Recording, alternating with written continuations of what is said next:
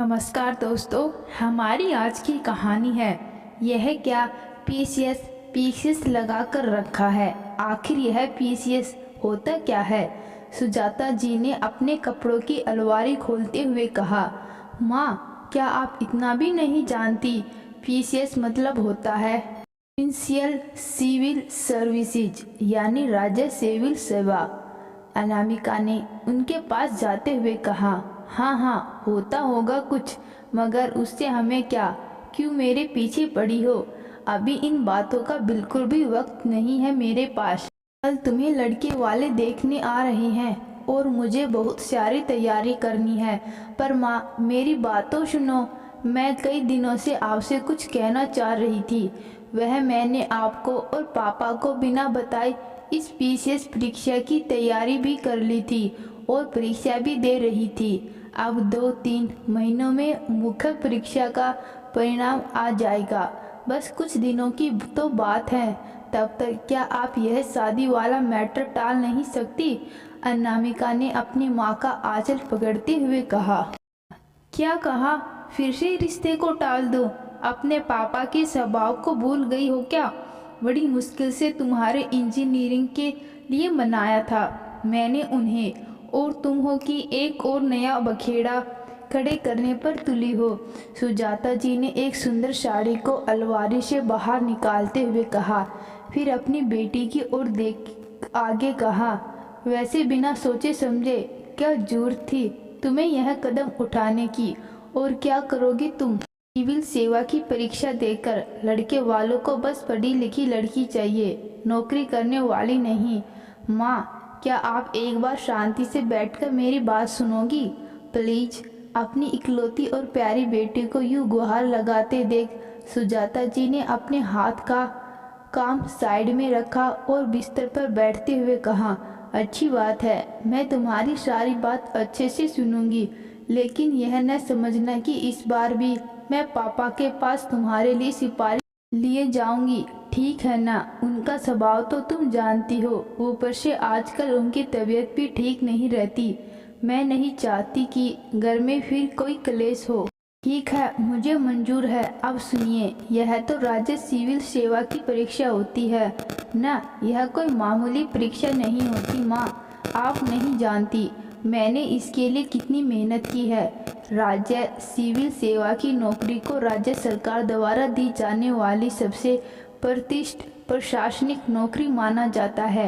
इन पदों पर चयनित उम्मीदवारों की नियुक्ति सीधे राज्यपाल द्वारा दी जाती है। यही नहीं, पीसीएस अधिकारी का कार्य जिले में कानूनी व्यवस्था और राजस्व प्रशासन व्यवस्था को बनाए रखना भी होता है। क्या जानती है, इस नौकरी में मुझे कलेक्टर बनने का मौका भी नहीं मिल सकता। आप लोगों को अच्छा नहीं लगेगा अगर आपकी बेटी कलेक्टर बनेगी तो। अनामिका ने अपनी माँ का हाथ अपने हाथों में लेते हुए पूछा। अनामिका की बातें सुन 2 पल के लिए सुजाता जी अपनी बेटी के सपनों में खोसी गई थी। अचानक अपने ख्यालों से बाहर आकर उन्होंने कहा, देखो अन्नू, तुम अपनी इन चिकनी चुपड़ी बातों में मुझे तो मना सकती हो, लेकिन तुम्हारे पापा की गारंटी मैं नहीं लेती। फिर भी कोई अच्छा सा मौका देख मैं आज तुम्हारे पापा से बात करने की कोशिश करूँगी।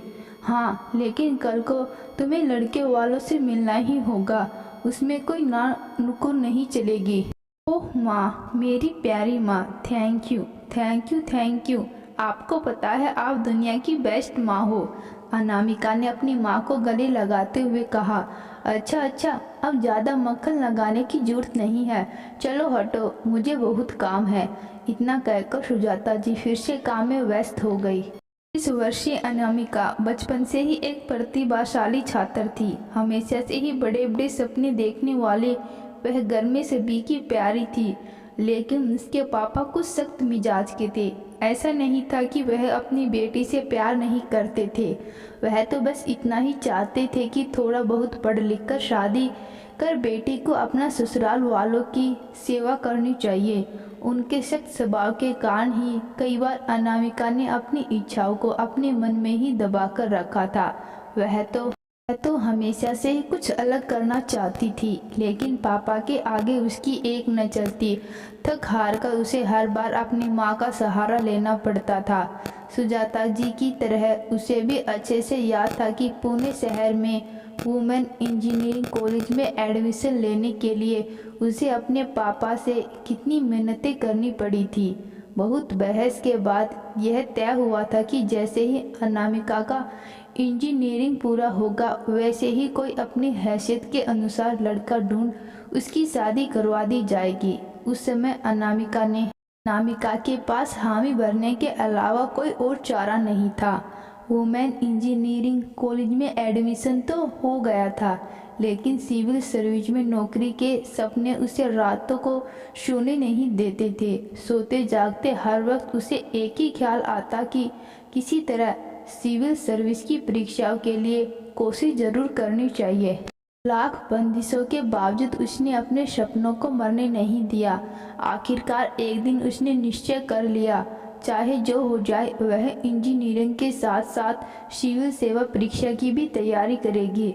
समय बीतता गया और अनामिका ने अपने आप को पूरी तरह पढ़ाई में डुबो दिया था। 3 वर्षों बाद उसका कॉलेज के ही कैंपस सिलेक्शन भी हो गया था। मुंबई की एक प्रतिष्ठित सॉफ्टवेयर कंपनी ने उसे इसकी पढ़ाई पूरी होने से पहले ही नौकरी का ऑफर लेटर भी दे दिया था। उसका वह ऑफर लेटर देख उसकी माँ बाप बहुत खुश हुए थे, लेकिन साथ ही पापा का यह कहना भी नहीं भूले थे कि अभी तो पूरा 1 वर्ष बाकी है पढ़ाई खत्म होने में। इस बीच अगर कोई अच्छा खासा रिश्ता मिल जाए तो क्या जरूरत है मुंबई जाकर धक्के खाने की। अनामिका को अपने पापा की बात का बुरा नहीं लगा था। वह जानती थी वह बस थोड़े से सख्त स्वभाव के थे, लेकिन उनकी सख्ती में भी उनका प्यार छिपा था। कैंपस सिलेक्शन में वह खुश थी, मगर उसका मन अभी भी कहीं सिविल सेवा की नौकरी में अटका पड़ा था। उसने दिनों जान लगाकर पीसीएस की तैयारी शुरू कर दी।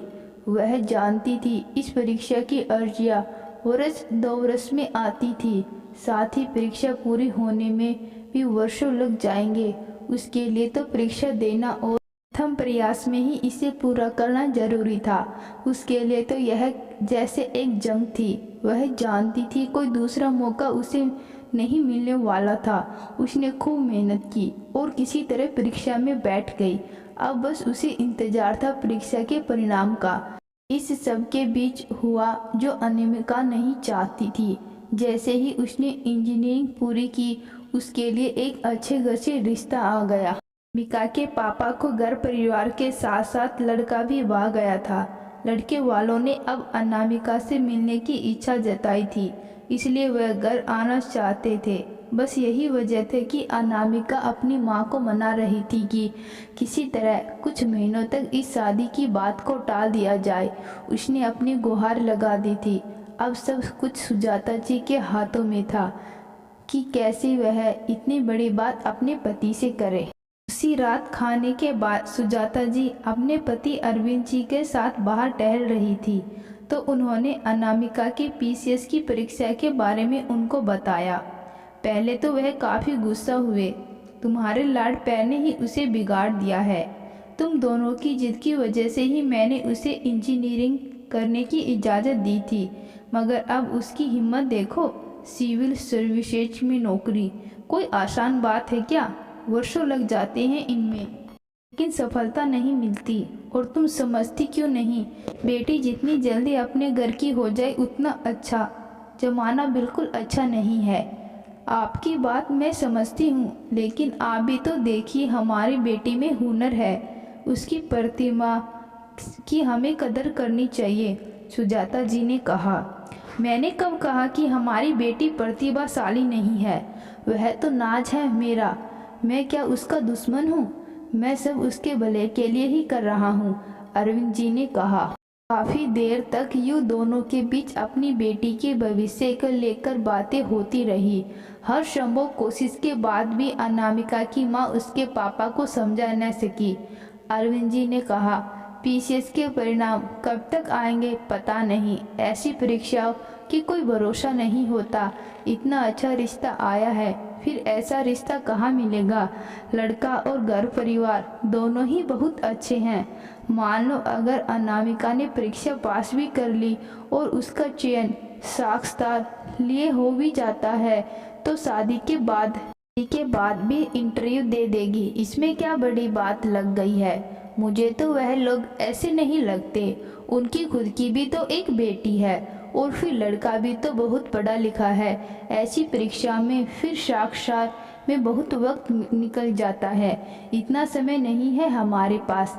एक बात मेरी ध्यान से सुनो, उम्र बढ़ने के साथ फिर अच्छे रिश्ते नहीं मिलेंगे हमारी बेटी को। अब बस बहुत हुआ, अब इस बारे में कोई बात नहीं होगी। तुम अनामिका से कहना कल तैयार रहे, कल लड़के वाले आ रहे हैं और उसे अच्छे से समझा देना उनके सामने कोई आलतू फालतू बात ना करे। अरविंद जी ने अपनी बात कहकर अपना फैसला सुना दिया था। जब अनामिका को इस बात का पता चला तो उसका दिल टूट गया। न जाने क्यों उसे उम्मीद थी कि इस बार पापा उसकी बात मान जाएंगे। वह अपने कमरे में गई, दरवाज़ा बंद कर लाइट्स ऑफ किए और आंखों में आंसू लिए अपने बिस्तर पर लेट गई। देर रात तक रोते रोते कब नींद ने उसे अपनी आगोश में ले लिया उसे पता ही नहीं चला। दूसरे दिन के सारे काम वह किसी रोबोट की तरह यंत्रवत किए जा रही थी। चेहरे पर कोई भाव नहीं था, बस जैसा उसकी माँ उससे कहती जा रही थी बस वैसा ही वह करते जा रही थी। शाम को ठीक 5 बजे लड़के वालों का घर में आगमन हुआ। सुजाता जी ने सबका स्वागतम कर उन्हें बैठने के लिए कहा। उसके बाद बाकी औपचारिकताएं अपने आप होती रही। लड़के का नाम मयंक था। अनामिका ने चाय देते वक्त मयंक की ओर देखा। दिखने में खूबसूरत और साथ ही सुलझा हुआ भी नजर आ रहा था। तभी मयंक की माँ ने कहा, हम लोग तो आते वक्त और भी रिश्तेदारों को लेकर आने वाले थे, लेकिन मयंक माना ही नहीं। कहने लगा, कहीं आप लोग असहज न महसूस करें। उनकी बातों से मयंक की समझदारी साफ झलक रही थी। थोड़ी देर दोनों परिवारों की बातचीत होती रही। कुछ देर बाद अनामिका और मयंक को एक दूसरे से बात करने के लिए भेज दिया गया। वैसे तो दोनों को एक दूसरे के बारे में भी कुछ बातें परिवार वालों ने पहले ही पता चल चुकी थी। फिर भी मयंक ने अनामिका से कई सवाल पूछे जिसके जवाब भी अनामिका बहुत अच्छे से दिए। मयंक का अच्छा स्वभाव और उसकी सूझी हुई बातें सुन अनामिका ने हिम्मत कर बातों बातों में उससे पूछा, क्या मैं आपसे एक बात पूछ सकती हूँ? पूछिए न। हमें तो यहाँ बात करने के लिए ही तो अलग बिठाया गया है। वैसे भी कब से मैं ही आपसे सवाल पूछ रहा हूँ, आपने तो कुछ पूछा ही नहीं। मयंक की बात सुन अनामिका ने आगे पूछा, अगर आपकी होने वाली पत्नी का सिविल सर्विसेज में चयन हो जाए तो आप क्या करेंगे? अनामिका की बात सुन मयंक ने एक जोरदार ठहाका लगाया और वह अपनी जगह से उठकर कुछ कदम इधर उधर टहलने लगा। क्या हुआ? क्या मैंने कोई गलत सवाल पूछ लिया? आप इस तरह से क्यों हंस रही हैं? अनामिका ने भी अपनी जगह से उठते हुए कहा, नहीं, ऐसी कोई बात नहीं है। आई एम सॉरी, मेरा वह मतलब नहीं था। मैं तो बस ऐसे ही हंस रहा था।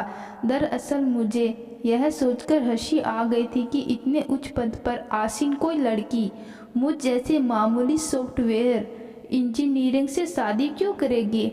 मैं जानता हूँ सिविल सर्विसेज की नौकरी पाने के लिए बहुत सी प्रतिस्पर्धा से गुजरना पड़ता है, बहुत मेहनत करनी पड़ती है।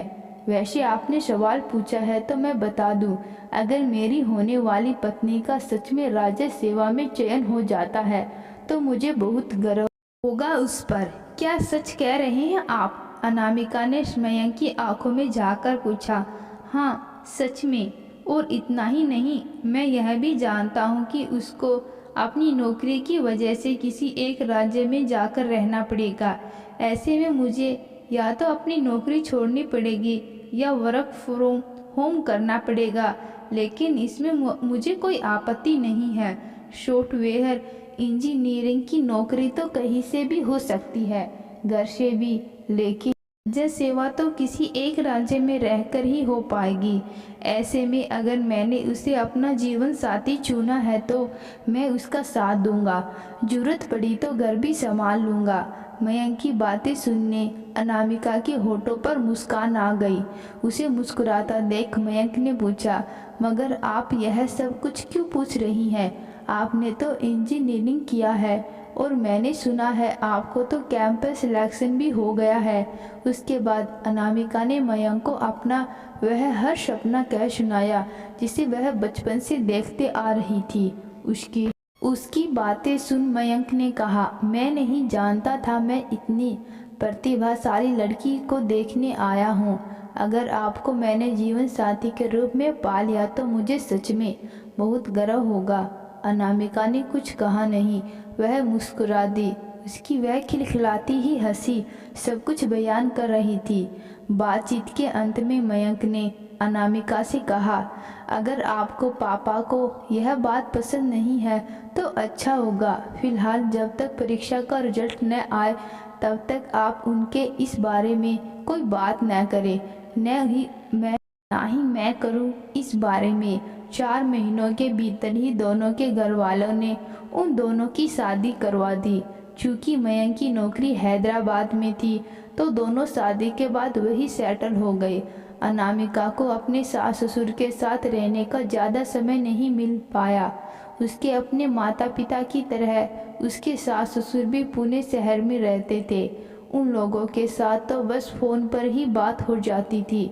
उन दोनों को हैदराबाद आए हुए बस कुछ ही दिन गुजरे थे और अनामिका की पीसीएस का परिणाम आ गया। उसका अगले इंटरव्यू के लिए चयन हो चुका था। वह बहुत ज़्यादा खुश थी। उसकी खुशी में मयंक भी खुश था। खुशी से चहकते हुए अनामिका ने मयंक से कहा, मैं अभी मम्मी जी पापा जी को फ़ोन करके अपने रिजल्ट के बारे में बताती हूँ, वह लोग भी बहुत खुश हो जाएंगे, है ना? तभी मयंक ने उसे रोकते हुए कहा, नहीं अभी नहीं। क्यों? अभी क्यों नहीं? उन्हें तो बताना ही पड़ेगा न। और फिर उनकी अपनी बहू की उपलब्धि जानकर उन्हें खुशी नहीं होगी क्या? अनामिका ने सहजता से पूछा। होगी, खुशी तो होगी, बिल्कुल होगी, लेकिन जब तुम अंतिम रूप से चयनित हो जाओ तब हम बताएंगे। नहीं तो अभी से वह लोग तुमसे उम्मीद लगा बैठेंगे और अगर उम्मीद टूट गई तो उन्हें बुरा लगेगा न, मयंक ने कहा।